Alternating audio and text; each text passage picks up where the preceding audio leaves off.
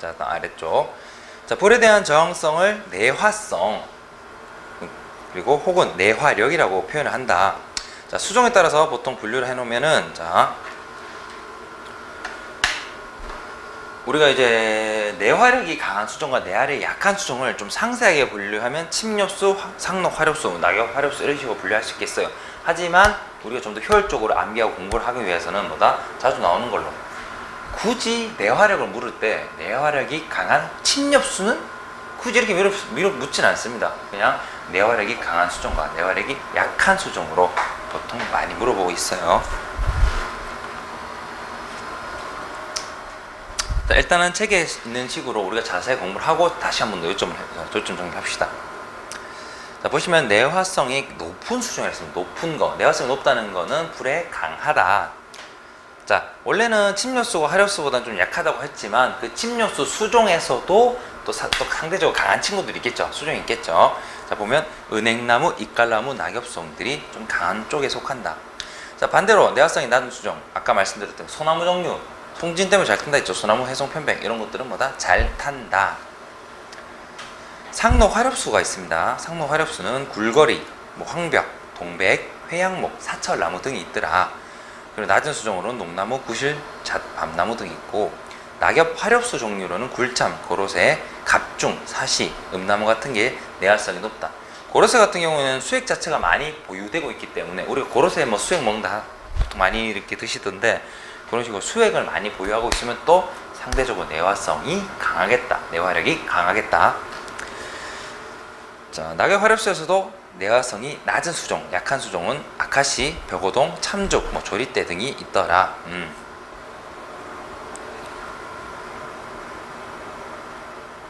이런 식으로도 물어볼 수 있어요. 자, 보면은 내화성이 높은 수종이라고 직접적으로 물어볼 수도 있겠지만, 혹시나 아니면 방화 수림대 아니면 방화림을 형성하는데 조금 효과적인 수종은 뭐가 있을까? 자, 방화성이란 건 뭐죠? 방화 수림대는 차후에 좀 더 약간은 깊게 배우겠지만 한마디로 정의하면 방화예요. 방화. 그러니까 불을 막아줄 수 있는 수림, 나무의 있던 형성 군락인데, 그럼 당연히 얘들을 딱 심어 놓으면은 산불이 진행되더라도 이쯤에서 조금 진화를 하기 요리하다든지 아니면은 진행을 늦춰주든지 아니면 운이 좋으면 불이 꺼질 수도 있다. 그게 방화림인데, 그럼 결국 방화 수림대를 형성하는데 가장 좋은 수종은 결국에 내화성, 내화력이 강한 수종이 되겠구나. 그런 식으로도 생각하실 수 있어요. 묻는 방법은 다르겠지만 결국 우리가 알고 있는 답은 동일하다. 자, 그래서 자주 나오는 거, 중요한 거 다시 한 번 더 정리해 보겠습니다. 내화력이 강한 수종은 은행나무, 낙엽성, 황벽나무, 사철나무, 굴참나무 이 정도라도 꼭 암기를 좀 하시고, 내화력이 약한 수종으로는 소나무, 녹나무, 아카시나무, 조리대 이런 것들이 있더라. 정도 정리를 다시 좀 해주시기 바랍니다. 이왕이면 많이 외울수록 좋겠지만 우리가 많이 외우기에는 용량이 좀 딸리니까, 자, 그렇게 보시고 다음 내용. 자, 수종은 그렇게 정리하겠습니다. 자, 다음 수령, 나이, 나무의 나이. 유령님일수록 피해 정도가 심하다. 어린 나무일수록 당연히 난 아직 큰 종이기 때문에 저항력이 좀 약하겠죠. 내화력이 좀 약합니다. 자, 그리고 성숙님일수록 상대적으로 습도가 높아서 피해 정도가 약하다. 성숙님일수록 보유하고 있는 어떤 나뭇잎의 잎의 기공 같은 게 상대적으로 높으니까 습도가 조금 더 높아지겠죠. 유령님은 아직까지 이파리도 작고 호흡 정도도 이렇게 약하기 때문에 당연히 상대적으로는 성숙님이 좀 더 강하겠다. 자, 아래쪽에 보니까 이제 외부 조건이라고 나옵니다. 수령, 수종은 그 정도면 되겠는데 다른 종류가 뭐가 있을까? 강우량, 습도, 기온, 바람, 경사 이런 것들이 모두 다 영향을 줘요. 산불에는. 자, 먼저 강우량부터 봅시다. 강우량, 당연히 물이 많으면은, 비가 많이 오면 불이 적게 나겠죠. 불이 발생하더라도 비가 와주면은 꺼질 수도 있는 거고요. 자, 강우량이 적은 봄철에는 산불 발생량이 높다. 3월에서 5월. 그래서 여름철이 좀 덥다 하더라도 당연히 비가 많이 오는 철이다 보니까 조금 더 산불 발생률이 낮은 편이다. 자, 습도 같은 경우에 강우량에 연관이 되겠죠. 상대 습도가, 근데 절대값으로 봤을 때 상대 습도가 60% 이상에서는 산불이 거의 발생하지 않는다. 그러면 60% 미만에서는 당연히 발생량이 조금씩 높아지겠죠. 상대 습도가 낮으면 낮을수록 발생률이 높아진다. 40% 이하에서는 발생률이 너무 높다. 그리고 진화에 어려움이 있다. 그 습도가 낮다는 건 전체적으로는 뭐 잎이라든지 나무들도 조금은 건조한 상태라는 거예요. 그러다 보니까 이게 불이 더 잘 확산되는 겁니다. 자, 기온을 보면요, 온도가 높으면은 상대 습도가 낮아져서, 자, 우리가 보통은 이제 그래프로 표현하면은 뭐 너무 어려우니까 그건 제끼고요. 그러면은 쉽게 설명해 봅시다. 자, 온도가 높게 되면 우리가 이제 빨래를 막 말릴 때 이제 빨래하고 그날 날씨가 막 좋아요. 근데 그날 날씨가 너무 더운 것 같아요. 여름이야. 근데 막 날씨까지 건조해요. 건조한 것 같아요. 그럼 물이 잘 마릅니다. 온도가 높을수록 습도 함유할 수 있는 에너지량이 많아지기 때문에 습도가 낮아지게 됩니다. 자, 그래서 산불 발생이 높아지는 거예요. 근데 주로 낮 시간이 일하다. 그래서 시간대가 아까 오후 2시에서 4시 때가 발생량이 높은 거예요. 자, 반대로 밤에는 온도가 낮아지고 상대 습도가 높아지기 때문에 발생률은 낮아진다. 아, 기온에 영향이 있구나. 자, 그리고 바람은 당연히 뭐 바람 불면 조금 더 잘 확산될 수밖에 없겠죠. 우리가 아궁이에다 불 넣었을 때 후후 불어지는 거랑 똑같습니다. 불이 있으면 뭐다 조금 더 잘 나오겠구나. 그러니까 공기 순화가 잘 되기 때문에 산불이 많아진다고 보시면 되겠어요. 자, 일단 요거는 이렇게까지 보셨으면 됐고, 자, 그리고 경사를 보시면은 경사가 급할수록 산불 진행 속도가 빨라진다. 자, 예를 들어 평지가 있고 경사가 있어요. 절벽이 있어요. 그럼 불이 어디가 더 잘 붙나? 절벽 쪽이 더 잘 붙어요. 타고 올라가기 때문에. 우리가 불 같은 걸 만약에 자, 휴지에다 불을 붙였는데 땅에 툭 놔두면 이렇게 그냥 타는 대로 옮겨 붙어서 가는데, 이거 들고 있으면 불이 확 발생하면서 휴지가 순식간에 없어집니다. 마찬가지예요. 불이 더 잘 용이하게 붙고 하기 때문에. 그래서 불은 평지 부분보다는 경사가 질수록 뭐한다? 더 잘 붙는다. 자, 그렇게 외부 조건까지 영양인자 정리를 해주시면 되겠습니다. 자, 수종, 수령, 강우량, 습도, 기온, 바람, 경사 모든 부분들이 다 영향을 준다. 자, 그럼 이런 산림화재 진화를 위해서는 어떠한 방법들이 있는지 한번 같이 좀 보도록 하겠습니다. 뭐 상식적으로 봤을 때는 뭐 물 많이 뿌리면 되겠죠. 산불 끌려면. 근데 효율적으로 꺼야 되니까. 자, 첫 번째 정의부터 보겠습니다. 산불이 진행되는 방향을 보통 이제 쭉 이제 타고 있는 그 방향 쪽을 보통 우리 화두 머리 뚜자 써요. 아, 불의 머리구나. 자, 반대쪽을 이제 따라오는 애들, 꺼지면서 이제 따라오는 부분은 화미라고 보통 표현합니다. 꼬리미자를 써서. 자, 니은 산불 정도가 약할 때에는 화두에서, 자, 산불이 막 거세게 일면은 막 앞에 가기도 힘들어요. 근데 좀 약하다 싶으면 바로 화두 쪽을 진화를 해버리면 진행이 돼서 안 되니까 피해를 최소화할 수 있는 겁니다. 자, 산불이 강할 경우 안전을 위해서는 화미에서, 그러니까 뒤에서부터 불을 꺼가면서 따라가는 거예요. 뒤로 밟으면서 사사사 불을 꺼가지고 최종적으로 화두 부분까지 진화를 하는 겁니다. 자, 산불 발생 시 직접적인 진화가 어려울 경우에는 간접 방법을 쓰는데, 이 간접 방법으로 대표적인 게 바로 소화선을 만든다. 소화선이라는 건 쉽게 말씀드리면 이 발화할 수 있는, 그러니까 탈 수 있는 걸 좀 줄여주는 거예요. 없애주는 거예요. 아니면 그 부분을 뭐 땅을 판다든지 흙을 덮는다든지 등의 그런 작업을 통해서 탈 수 있는 거를 없애준다. 결국 일정 방어막을 만드는 거예요. 그래서 소화선을 따라서 불길을 잡아 그 다음 타는 게 없으니까 얘들이 불이 좀 약해진다 싶으면 그때 직접 진화를 시작한다. 소화선은 보통 전방 30에서 50cm 정도의 흙을 덮어주는 것을 일반적으로 하고 있다. 그러니까 흙은 당연히 타진 않으니까 그런 걸 하는 게 좀 유리하겠죠.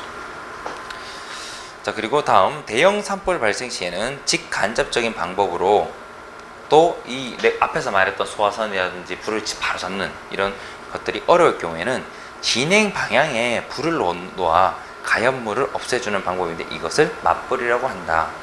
그러니까 만약 불이 너무 크게 발생하게 되면은 우리가 사람이 할 수 있는 범위 한계가 있어요. 그러다 보면 앞에 어차피 저거는 탄다, 저기 부분 탈 것이다. 그럼 어떻게 한다? 미리 같이 그냥 불을 지피는 거예요. 예상되는 경로 쪽에 불을 지펴서 이 나무라든지 풀이라든지 낙엽이라든지 그냥 미리 태워버리는 겁니다. 그러면 맞불이 오더라도 서로 맞불끼리 만나게 되면서 서로 화미 쪽이에요. 꼬리 쪽이니까 더 이상 탈 게 없는 거죠. 그래서 거기서 바로 자기들끼리 소멸하게 됩니다. 이게 맞불 작전이라고 보통 부르는데, 그렇게 진화하는 방법들도 있습니다.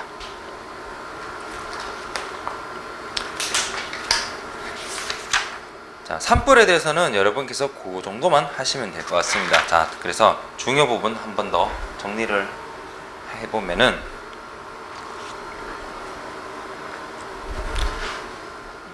나름 이것도 많이 요약이 된 거예요. 원래는 이제 우리가 산불에 대한 관련 규정도 있겠고요. 그리고 관련 법령도 있겠지만은, 그런 거는 뭐 변화된다기보다는 굳이 일부러 암기하기보다는 우리가 필요한 관련 자료나 문제를 통해서도 충분히 습득을 할 수 있기 때문에 어렵게 다 정독을 하실 필요는 없다고 생각했습니다. 일단은 그렇게까지 하시면 되겠고요. 자, 그러면은 일단 산불에 대한 내용은 여러분께서 이 정도만 하시면은 충분히 습득하신 거고요. 다음 내용은 기상 및 기후에 의한 피해인데, 여기서는 이제 저온이라든지 그 온도, 기온에 관련된 거에 주로 다루게 됩니다. 근데 기온이 낮다고 해서 그 기온에 따라서 또 피해 정도가 좀 다르거든요. 거기에 대해서 우리가 공부를 해보도록 하겠습니다. 이번 시간은 그래서 일단은 저온의 피해까지 한번 같이 보고 일단 마무리 한번 지어봅시다. 자, 저온의 피해, 저온. 자, 어쨌거나 뭔가 추운 것 같은데 상해부터 볼게요. 상해는 가을철에 기온이 급강하면서 갈변 현상이 나타나는 현상이다. 기온이 확 떨어질 때 우리가 보통은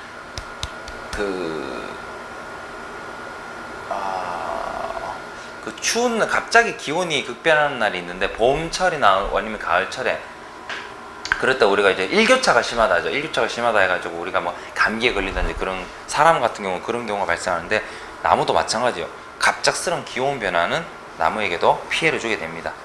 자, 상해, 니은, 이른 봄에 서리가 내리는 경우, 그리고 늦서리 혹은 만상이라고 하는데, 이 만상에 의해서 어린 나무가 고사하기도 한다. 어린 나무는 어쨌거나 저항력이 약해요. 조금씩 천천히 변하는 것에 대해서는 적응하면서 자기들이 저항성을 좀 기를 수가 있는데, 확 변해버리면은 저항력, 힘이 부족하기 때문에 피해를 입게 된다.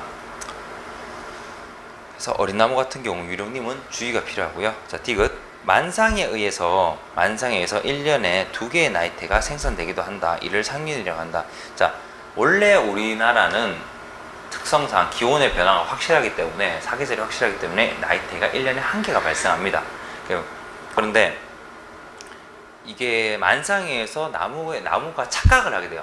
그러니까 추우니까 확 쪼그러들었다가 따뜻한 것 같은데 확 풀렸다가, 추울 것 같은데 확 쪼그러들었다가 또 따뜻해진 것 같네 풀렸다가, 이 작업 자체가 너무 급변하게 나타나다 보니까 나이테가 2개가 나타나는 경우가 발생합니다.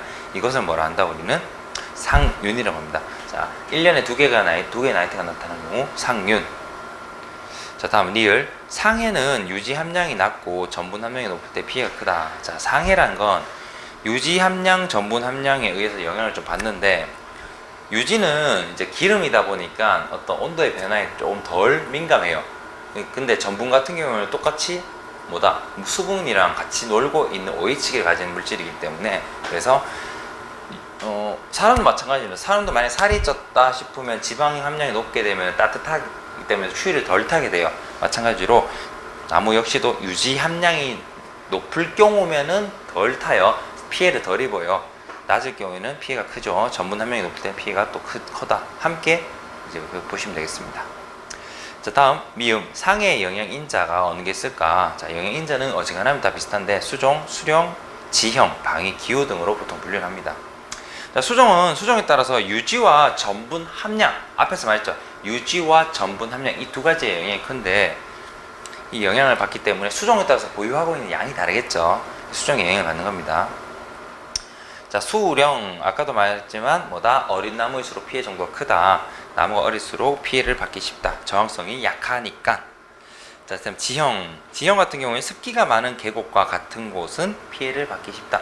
습기가 있으니까 갑자기 추워지게 되면 이 습기들도 나무 자체에도 물기로서 영향을 주게 돼요. 우리가 보통은 머리가 젖어 있는데 추운 계절이 나갔다. 그러면은 기화가 확 발생하고 이 물 때문에 우리가 또 추워지게 되죠. 자, 그런 현상을 보시면 되겠습니다. 자, 방위는 남면보다 북면의 피해가 심한 편이고, 기후는 맑은 새벽 시간에 많이 발생한다. 오케이. 상해는 그런 거구나. 자, 그 다음 아래쪽에 지역에 따라서 상해에 대한 예방법이 다른데, 대표적으로 묘포지와 조림지에 대한 대비책을 아래와 같이 세울 수가 있다. 자, 묘포지에서의 상해 예방과 조림지의 상해 예방이 뭐가 있는지를 보면서 한번 마무리 짓도록 하겠습니다. 자, 묘포지. 자, 이제 내가 막 심으려고 하는데, 방풍림 조성, 그리고 배수를 양호하게 해야 된다. 방풍림 조성은 뭐다? 찬 바람을 좀 막아준다. 그리고 배수는 물이 차이면 습기 때문에 영향을 준다 했어요. 그래서 잘 빠지게 해줘야 됩니다. 자, 그리고 만상의 피해를 받는 수종은 파종 시기를 늦추어준다. 그리고 다음, 묘상의 지피나 낙엽을 덮어주도록 한다. 오케이. 자, 조림지에서는 피해를 적게 받는 수종을 선택한다. 내한성 수종이라고 보통 해요. 이거를 피해를 적게 받는 수종, 내한성 수종으로 선택해준다. 상해 피해를 받는 수종은 음지에 가식하고 발화를 늦게 시킨 후에 가식하도록 한다. 그리고 습지에 배수구 설치한다. 일반적인 내용이죠. 자, 일단은 오늘은 저온에 대한 피해에서 상해 부분을 가볍게 보았고요. 다음 시간에는 이 기상에 관련된 저온에 대한 피해를 좀 더 상세하게, 그리고 또 산림 보호에 관련된 다양한 피해에 대해서 한번 보도록 하겠습니다. 예, 여기까지 해서 장시간 수고 많으셨고 다음 시간에 뵙도록 하겠습니다. 수고 많으셨습니다.